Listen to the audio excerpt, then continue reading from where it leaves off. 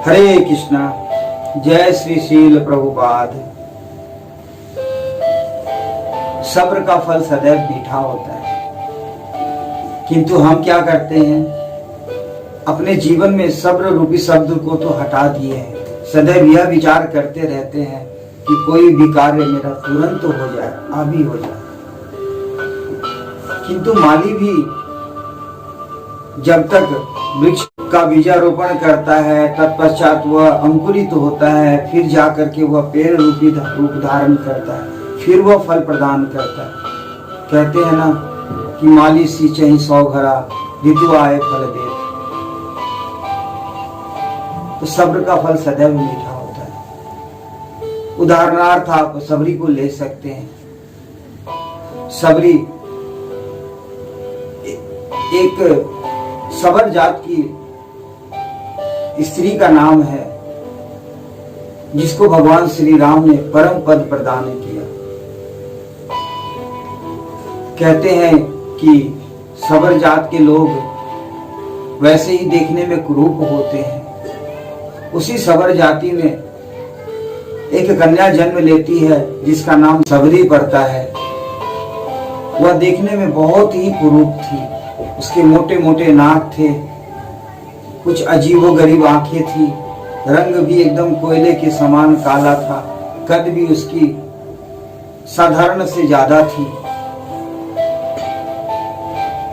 इस कारण उनके माता पिता को सदैव चिंता सताए रहता था कि किस प्रकार से हमारी कन्या का विवाह होगा। वे सदैव वर की तलाश में रहते हैं और एक दिन उनको अपने जाति का ही, सबर जाति का ही एक लड़का मिल जाता है। वो उसको लेकर के आते हैं और रात के अंधेरे में सबरी के साथ फेरे लगवा देते हैं, विवाह करवा देते हैं और उस लड़के से कहते हैं कि तुम रात में ही मेरी कन्या को विदा करके लेके चले जाओ। वह लड़का भी सबरी को लेकर के रात में ही विदा हो जाता है। चलते चलते रात्रि में ही जब वे सब दंडाकरण वन में पहुंचते हैं, तब भोर का पहर हो जाता है। लड़का के मन में यह विचार आता है कि चलो अपने स्त्री का, अपनी पत्नी का मुख तो देखूं मैं। जैसे ही वह सबरी का मुंह देखता है, वह देख करके भयभीत हो जाता है, डर जाता है और जंगल में ही छोड़ करके उसे वह भाग जाता है। अब बेचारी सबरी ना पिहर की रही, मायके की रही, ना ससुराल की रही। बेचारी कहाँ जावे, और इतने घने जंगल में उसे रास्ता भी नहीं मालूम। तो वो वहीं रुक जाती है। वहीं पर मतंग ऋषि का आश्रम भी रहता है। कहते हैं कि सबरी जब उस वन में गई है तो वहां के ऋषि मुनि उसका तिरस्कार करते हैं, उसकी उपेक्षा करते हैं, सदैव उसका तिरस्कार करते रहते हैं। किंतु मतंग ऋषि को उसके ऊपर दया आ जाता है और वो अपने साथ उसको रख लेते हैं। हालांकि सब ऋषि मुनियों ने ऋषिवर को मना भी किया कि यह अछूत है, इसे अपने साथ कैसे रख सकते हैं आप, किंतु किसी के भी बात की परवाह नहीं किए मतंग ऋषि और सबरी को अपने पुत्री बना करके अपने संग ही सेवा में रख लिए। अब यह सबरी एक निष्ठ सेवा प्रदान करती, अपने गुरु के साथ साथ बाकी के ऋषि मुनियों का भी बिना किसी स्वार्थ के सेवा दिया करती थी। कहते हैं कि वे रात्रि में उठ करके सेवा प्रदान करती थी ताकि कोई किसी से उनका स्पर्श न हो जाए और वे अछूत न हो जाए। इस हेतु वे रात में ही उठ करके आंगन बाहर लगा देना, जिस रास्ते से, जिस पथ से संत ऋषि स्नान करने को जाया करते थे, उस पग में झाड़ू लगा देना। अगर कोई कंकरीली पथ होती थी तो उस पर रेत बिछा देना। इस प्रकार एक निष्ठ सेवा किया करती थी बिना किसी लोभ के। और भगवान तो ऐसे ही भक्त पर सदैव प्रसन्न रहते हैं। उनको ये ऐसे ही भक्त ही पसंद है। आजकल के तो लोग हैं, भक्त जो होते हैं वे करते कम हैं, दिखावा ज्यादा करते हैं। एक थोड़ी सी सेवा देते हैं और सेल्फी लेकर के क्या क्या जाने पता नहीं फेसबुक इंस्टा क्या क्या चीज में घुमाते हैं लोग, वाहवाही लेते हैं, लेना चाहते हैं। किंतु सबरी का जो सेवा भाव था वह बिना किसी स्वार्थ के, बिना स्वार्थ रहित सेवा था।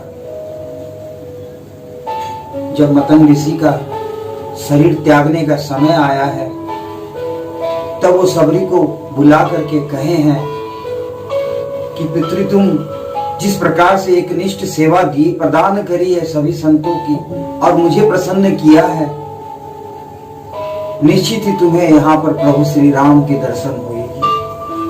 ऐसा आशीर्वाद दे करके चले जाते हैं। मतंग ऋषि अपने देह की त्याग देते हैं। समय पश्चात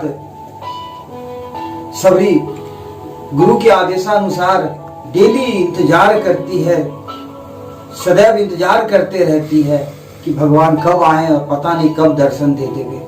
और तो और रात्रि में अगर किसी खरपतवार का भी स्वर सुनती है वह तो चौंक करके उठती है और दौड़ करके जाती है देखने के लिए कि कहीं मेरे प्रभु श्री राम तो नहीं आ गए।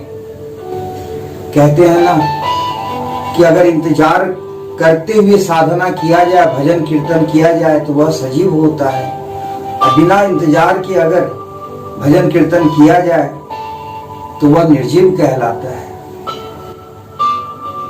क्योंकि इंतजार में सदैव हमारी इंद्रियां उनको खोजती है जिनका इंतजार हमें रहता है। तो सभी का भी इंतजार प्रभु श्री राम के प्रति था।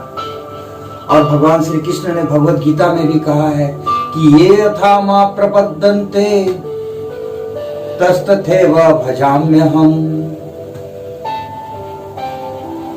जो मुझे जिस प्रकार से भजता है मैं उसे उस प्रकार से प्राप्ति होता हूं।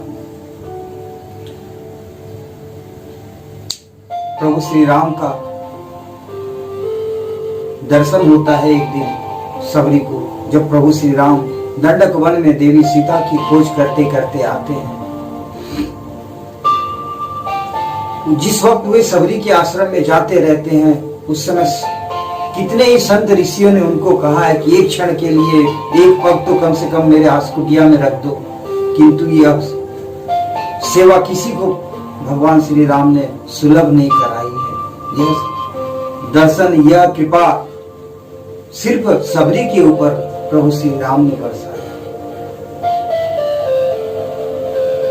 और सबरी के पास पहुंच करके भगवान ने उसकी सेवा को स्वीकार किया है। और सबरी भी बड़े प्रेम भाव से मीठे फल को उनके भोजन हेतु, प्रसाद हेतु इकट्ठा करके रखे रहती है, वो अर्पित करती है और एक टक लगाए हुए प्रभु श्री राम का दर्शन करते रहती है। तुलसीदास जी ने भी कितने सुंदर मानस में लिखा है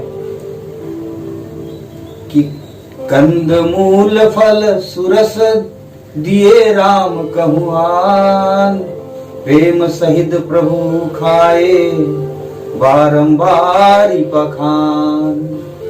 तुलसीदास जी कहते हैं कि बार बार प्रभु श्री राम सबरी के फल को खाते हुए, मीठे फल को खाते हुए बारंबार उनकी सराहना करते हैं। इस प्रकार प्रभु श्री राम सबरी को अपना दिव्य स्वरूप दर्शन कराते हैं। तो प्रभु के लिए, भगवान के लिए क्या बड़ा और क्या छोटा, क्या धनवान और क्या गरीब, सब समान है। उनको तो बस सच्ची श्रद्धावान भक्त की जरूरत होती है। तो सच्ची भक्ति करते हो आप तो निश्चित ही भगवान आपको प्राप्ति होंगे। इसमें रंचित मात्र भी संशय नहीं करना चाहिए। हरे